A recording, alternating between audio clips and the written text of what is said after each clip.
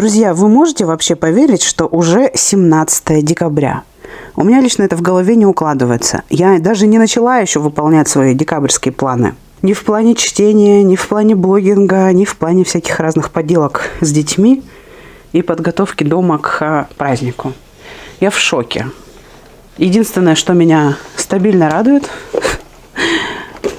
и повседневно, это влогмас и открывание адвент-календарей. В календаре Нюкс сегодня Nuxuriance Gold. Питательно укрепляющее масло-крем. Очень противовозрастное, питающее и придающее блеск. Ну-ка посмотрим, почему оно таким золотым называется. На первый взгляд, во всяком случае, золота в нем нет. У него интенсивный цветочный белый такой запах, белоцветочный. И плотная текстура, действительно очень питательная должна она быть, по ощущениям. Ну и, конечно, я намазала на руку, а это вообще-то для лица. Теперь рука моя подвергнется серьезному антиэйджингу. Будем следить за событиями. В адвент-календаре Икея такой вот гномик со свечкой выглядывает из-за елки. К чему бы это? О, что-то интересное. Тут у нас елочка. Уже пора, скоро будет елку уже наряжать. Мама дорогая. Шоколадочка маленькая. Как мне нравятся эти маленькие шоколадки. Они такие хорошенькие. Ага, что у нас в киндер-сюрпризе? В киндер-сюрпризе снова малютка Дед Мороз. Малютка Дед Мороз. Большинство таких конфет, конечно, в этом адвент-календаре, но все равно он мне очень нравится. Смастерите новогоднюю елочную игрушку. Я мечтаю об этом. Нет, серьезно, надо этим заняться. Я знаю, один из выпусков влогмаса мы посвятим тому, чтобы выполнить те задания, которые мы не выполнили здесь. Весь день говорите близким добрые слова. Ну, блин, я это делаю так каждый день. Напишите письмо Деду Морозу. Нарисуйте новогодние пейзажи. Прочитайте новогоднюю сказку или рассказ. Мы с вами ничего не прочитали даже. А, нет, подождите, мы прочитали. Мы читаем. Надо читать. Рождественскую кашу вы слушаете? Она очень медленно движется. Потанцуйте под новогодние мелодии. Ну, допустим, это мы делали, но... Нарисуйте необычную елку. Вот этого я не помню. Кажется, мы с вами не читали. Вырежьте бумажные снежинки. Выучите новогодний стишок. Скажите родным и друзьям, как сильно вы их любите. Пойте новогодние песни. Смастерите новогоднюю елочную игрушку. Это прекрасное задание. И это, серьезно, это план на отдельный влог. Все. Сама себе даю обещания. Я их никогда не выполняю, но здесь же сплошные удовольствия. Надо просто выделить на это время и все это совершить. Look at this. Почти все окошки у нас уже здесь открыты. Но, во всяком случае, очень многие выглядят распахнутыми. Душа нараспашку. Найди 2 грозди рябины, просит девочка. У меня в старом доме была рябина под окном. А была она не только потому, что мы переехали в новый дом, но и потому, что старый мой дом сносят. Я про это сняла видео и даже собираюсь его где-нибудь на канале показать. Я знаю, где. Где? Так, первая гроздь вот. Первую вот Вася нашел. А вторая вот. А вторую несет ворона, действительно. Ну ты уже мастер. Так, сегодня у нас опять ретро-вечеринка. В прошлом году я буквально все приготовила, смонтировала видео про то, как мы монтируем камин.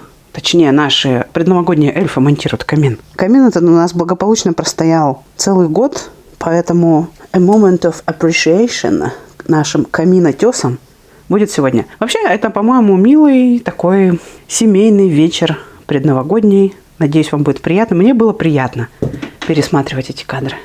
О, так вот очень красиво.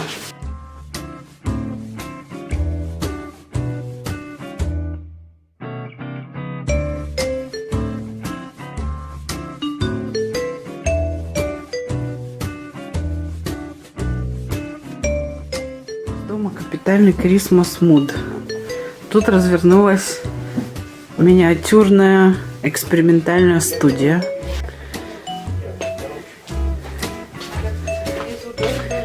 А тут наши эльфы трудятся над изготовлением камина. Камин нужен для того, чтобы было куда подарки класть. Под елкой уже нам недостаточно хорошо.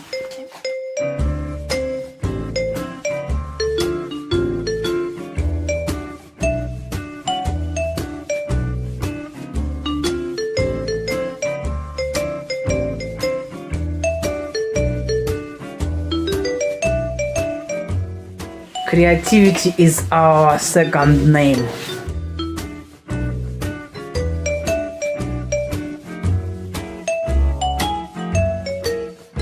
Каминотесы за работой. Создаем камины под ключ с нуля. Из говна и палок.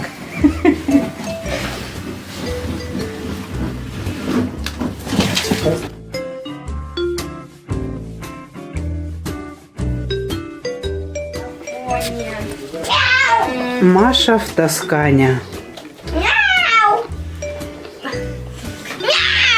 Такие домики. А это случайно не Америка? Это Италия. А где Америка? Не подсказываете? Она на другой тряпке.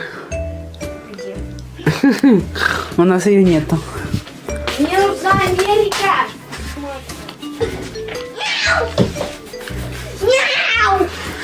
А мне нравится, как на вашем иконостасике сочетаются все эти вещи. Как говорится, какой камин, такие украшения. Америку! А это наша Золушка. Вся в золе. Вся в Золе. Зоэлла. Америку!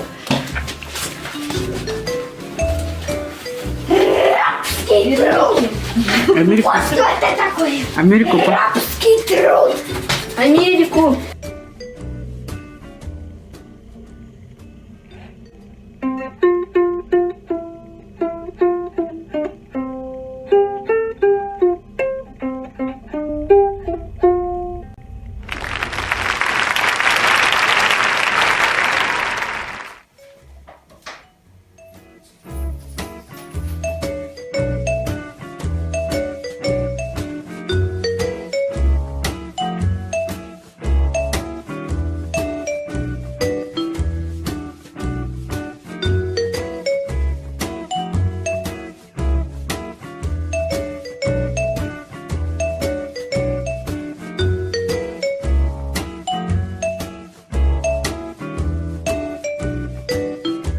В следующий раз измениться, я папу убью.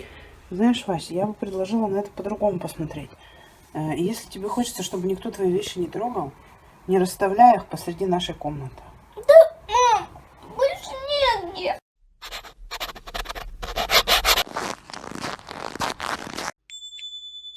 Свен Нордквест. Рождественская каша. Продолжение. Августа принесла миску с рождественской кашей. Мать гномиха только этого и ждала. Теперь она совершенно явственно ощутила, что никакой каши гному отцу не поднесут. Она знала, что сейчас бабушка спросит у Анны, не собирается ли та угостить тарелочкой каши рождественского гнома. А Анна ответит, что уже предлагала, а гном отказался. Во имя всей каши мира, только бы гном-отец этого не услышал. Он придет в ярость, его немедленно надо отвлечь. «Знаешь что, батюшка?» – быстро проговорила она. «Одна из наших овец застряла в заборе. Иди-ка, помоги ей освободиться». «Но они же вот-вот подадут нам кашу. Дайте полюбоваться, я не видел этого уже много лет. Вечно в самый важный момент что-то да приключается». «Ну-ка, поторопись. Ей больно. И доску в заборе поправь. Давно пора. Вперед!» Вздохнув, гном засеменил к двери. Дед и Пилька, сидевшие у него на коленях, уснули. Очень кстати. «А теперь, дети, нельзя терять ни минуты», — сказала матушка гномиха. «Действуем, как договаривались. И ни слова отцу. Он этого не переживет». Мать с Полькой быстро спустились со шкафа и спрятались под скамьей в гостиной. Полька побежала по тайным ходам, который заканчивался за циферблатом напольных часов. Стоило только хозяину дома положить себе каши, как Полька стала изо всех сил вращать шестеренку в часовом механизме. Часы пробили 11 раз. Продолжение следует.